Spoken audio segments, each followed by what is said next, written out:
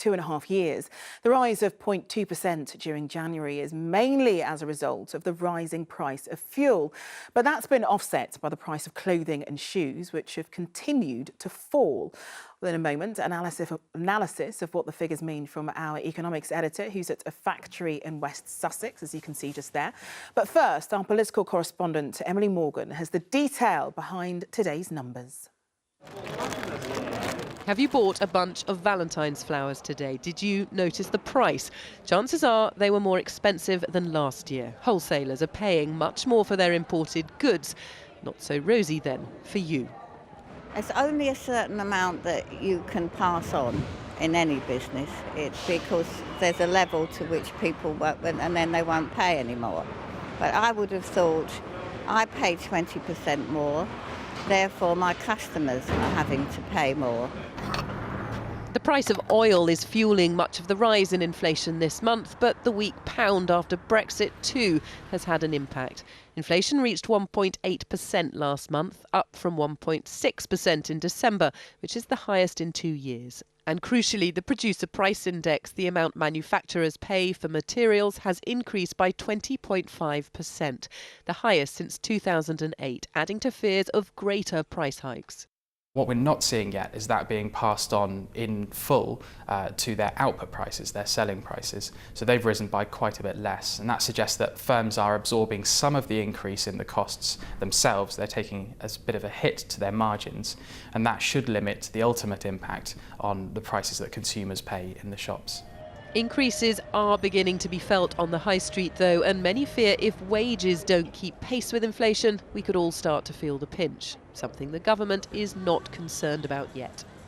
The inflation figure announced this morning at 1.8% is still below the Bank of England's target. The Bank of England Monetary Policy Committee is seeking to manage inflation to maintain itself at or around 2%. So when inflation is at this level, the economy should be working well. That may be so, but as businesses do start to pass on price increases, inflation above the 2% target might well be inevitable. Emily Morgan, ITV News.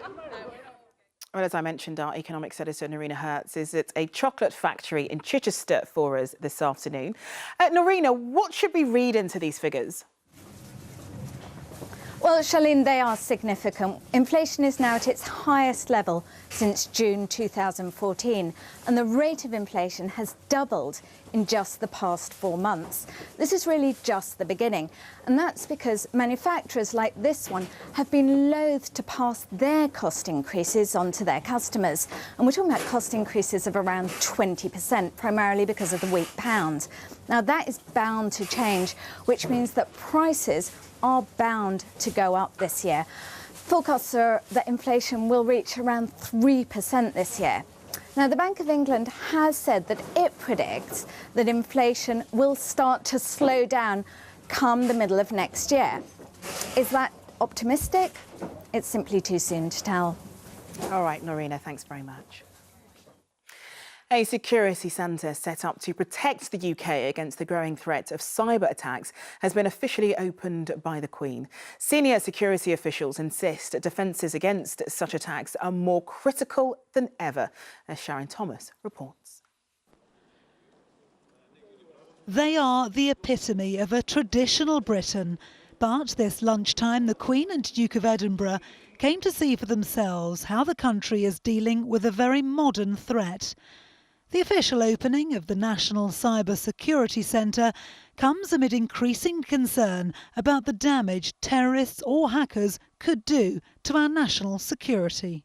Our job is to protect our critical systems from cyber attacks, or healthcare, or finance, or energy systems and so on.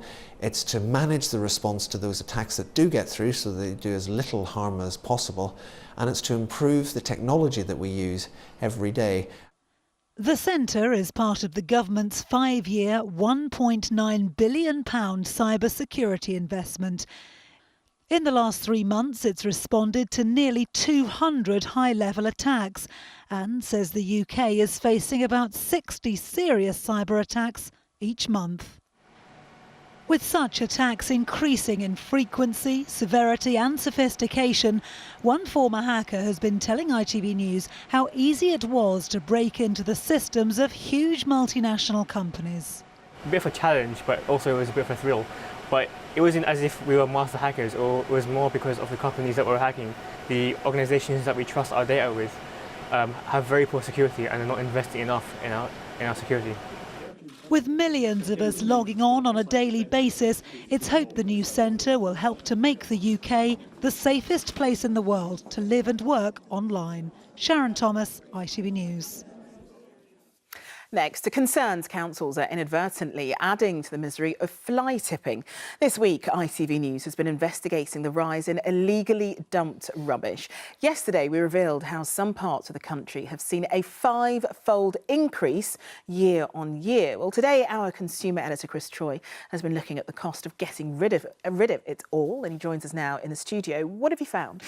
Well, this information comes from hundreds of councils via our own Freedom of Information request. What we found is that in a variety of categories, there's been a mix of new charges in connection with the disposal of waste or the increase of existing charges. These affect both householders and businesses. Take a look at the findings. I've got the graphic here. First, we found that some local authorities are introducing brand new charges for disposal of DIY waste. Our findings also show a rise in what many councils charge for disposable, what they call bulky waste. We found increases up to 10% there. And on commercial waste from businesses, we found charges rising up to 15%. Now, in terms of those who are actually affected by fly tipping, what have they had to say about this? Well, we went to an area just outside of Chelmsford in Essex, and just take a look, actually. Great big piles of fly tipping is what we found there. Now, some of the local landowners say that one of the reasons behind this is because in this area, household waste tips are now refusing anything in terms of commercial dumping. They say that and an increase in landfill tax could actually be increasing the amount of fly tipping. We spoke to a local farmer, Robert Stacey. The main reason this is happening is because of the charges at landfill. It's cost a lot of money to tip at the moment. The government is trying to encourage people to recycle, and instead of taking this rubbish to landfill where it costs a lot of money to dispose of, it's been dumped on our fields, and we now have to carry the cost of getting rid of it. Well, Essex County Council are far from alone in having this kind of policy, but they told us that they took the decision last October to clamp down on the illegal commercial use of recycling centres for household waste, and that they say there is no evidence that improving enforcement has led to an increase in fly tipping. OK, Chris, thanks very much. Well, still to come. A new age of steam, why a locomotive is back on the line in North Yorkshire. But first, the father of a 2-year-old girl who died from meningitis has criticised the government for doing absolutely nothing to raise awareness of the disease, despite promises to do so. Faye Burdett died a year ago today. Pictures of her body covered in spots were released by her family shortly before her death. They prompted nearly 1 million people to sign an online petition calling for more children to be vaccinated. Sally Lockwood's report contains that picture of Faye. Faye Burdett's parents made the heartbreaking decision to turn off her life support a year ago today. But they feel things could have ended very differently had they known how to spot the signs of meningitis B. People need to realise that there's a lot more symptoms before that rash appears. When that rash appears, you're a long way down the line. After Faye's death, they put aside their grief to raise awareness, bravely sharing this distressing image of Faye in hospital to warn other parents of meningitis. It led to more than 820,000 people signing a petition calling for a vaccine for all children. Faye's parents spoke before MPs on the subject, but a year on, they say the government's done absolutely nothing. To go through that petition, believing you can change something for the better, and get that much support, which really blew us away, how much support there was. And for them to basically just ignore it, which is kind of what's happened, it hurts. The Department of Health has said more than 1 million babies have been vaccinated since September 2015, but campaigners say it's no way near enough. We want to see the meningitis B vaccine offered to the under 5s and adolescents as well, because that's the two highest incidences we see in the country. And of all infectious diseases, meningitis is the biggest killer of children in this country. Faye's parents say they're very proud of her for her legacy, and they want far more done to spare other parents their pain.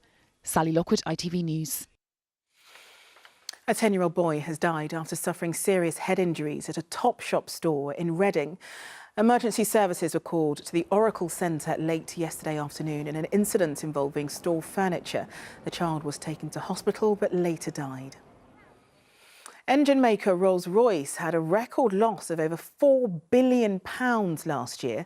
The company says the dramatic fall is as a result of the weak pound and having to pay a corruption fine of more than £670 million. Next, with 2 years until Britain officially exits the EU, much is still unknown. And it's that uncertainty which led a group of young people to tour the country to find out what their generation wants from Brexit. We first met them back in October and they're here to tell us what they found out. I'm joined in the studio by Joe, Jamie and Hafsa, who have all been taking part in the Undivided campaign. Guys, thank you so much for coming in. Thank you. Joe, I'll start with you. Were you surprised at all by what people have been telling you when you're out on the road? Yeah, so our campaign is obviously a national campaign to get the best possible Brexit deal for young people, which we told you back in October. And yes, we've managed to engage over 8 million young people across the country who've given us their views on what they would like in post-Brexit Britain. And so were you surprised at all by what they were telling you? No, I wasn't, because young people, they clearly want to have a say on Brexit because they're going to live with the outcome of Brexit for the longest out of everyone across the UK. And so in terms of the main points with what they told you, Jamie, what would you say the most interesting that you found out? Well, so they're separated into demands, as we've called them, and some are about processes and some are about outcomes. And I think the one I was probably most surprised by for young people is that they were very keen to have parliamentary scrutiny throughout the Brexit process. That so far at least has been one of the top 10 demands. Yeah. It's important to note though that we're still collecting demands up till midnight tonight to put into our final report. So it's still ongoing until the end of today. Yeah. I mean, Hafsa, what was interesting is, you know, they talk about making sure that the number of international students, you know, it doesn't dip, that people are still given that sort of opportunity. They talk about science funding. I've got the list here, and they talk about, you know, they want to be actively consulted when it comes to possible changes that will happen in the future. Have you seen a difference in terms of what young people are asking for and what, I don't know, grown-ups are asking for? I think it's quite surprising because they're quite similar. There are things that young people do identify with that older people do identify with as well. And I think that just shows how much our voice is needed in that conversation, because we are putting forth things that are important. We're putting forth things that are progressive, things that everyone should support. Yeah. So it's not like we're bringing across ideas that are immature. Yeah. So, yeah, I think we should be in that conversation. From what you've been hearing from people, Joe, do they feel as though they've got equal standing when it comes to what Britain is asking for in terms of Brexit? Yes, a lot of young people do feel disengaged from the process, and that's exactly why our campaign was set up in the first place, because we want to ensure that young people are at the core of everything that the government are doing with regard to Brexit. And this is why we formed the APPG on a better Brexit for young people alongside My Life, My Say, UK Youth and many other youth organisations out there, so we can carry those demands forward that we have in the end. Now, you're a mix of Leave and Remainers. You know, as you say, you've come together with this. Did any of you change your view as a result of being on the road and talking to people? Jamie? No, I haven't. I mean, if we'd gone back to the vote, I wouldn't have voted a different way. But I think I've become keener to make Brexit work as opposed to trying to derail it, as I think there are some kind of pro-EU groups that are trying to do. It's interesting. All right, well, I'm so sorry, guys. That's all we have time for. But Joe, Jamie and Hafsa, thank you so much for coming in. Thank you. Thank you. Thank you. And Joe, Jamie and Hafsa, that's not the last we've seen of them, because they'll be back to answer your questions live on Facebook after the programme. They'll be back in the studio with me. So head to facebook.com/ITV News to watch and also take part in the discussion. Right, finally, the swell of smoke and shrill of a steam train's whistle once filled stations up and down the country. And for travellers on the Skipton to Carlisle line, those sounds and smells returned to the timetable today for the first time in almost 50 years. As Sally Biddulph explains, it was to celebrate a line that's had its share of delays. Full steam ahead as the tornado pulls into Skipton, having crossed the Yorkshire Dales, all powered by steam. For the next 3 days, this beautiful locomotive will be making 2 return journeys a day, the first scheduled steam train to run on British rails for 50 years. And there's no shortage of fans across the generations. And this little one likes trains. She's been wonderful. She's enjoyed every minute of it. Steam trains in particular, because they're not battery toys like electric engines. Passenger steam trains rather than diesel engines last ran on this line, which crosses the Ribblehead Viaduct in 1968. Today, the clock was turned back. For the first 20 miles of the Settle and Carlisle line, an endurance test for engines and engine men alike. Absolutely fantastic. I've been waiting 50 years for this. Well, this is my Valentine's Day treat. Romance. We like a bit of romance. Yeah, a bit of romance, going back to the old days. The steam train runs from Skipton at the southern tip of the Yorkshire Dales to Settle and up to Appleby. The line, but not the train, then continues on to Armathwaite and then Carlisle, a section that has been under repair for the past year following a landslip last February. It's to celebrate that part of the track reopening at the end of next month that the tornado has been put back in service. It's a big privilege to be part of something like this. I usually drive freight trains over this route, but obviously because it's been shut for the best part of 12 months, I've not been over here. The golden age of steam is ushering in a new era of travel between North Yorkshire and Cumbria. Sally Biddulph, ITV News. Oh, that's it this lunchtime. Mary Nightingale will be here at 6:30. Have a good afternoon. Goodbye.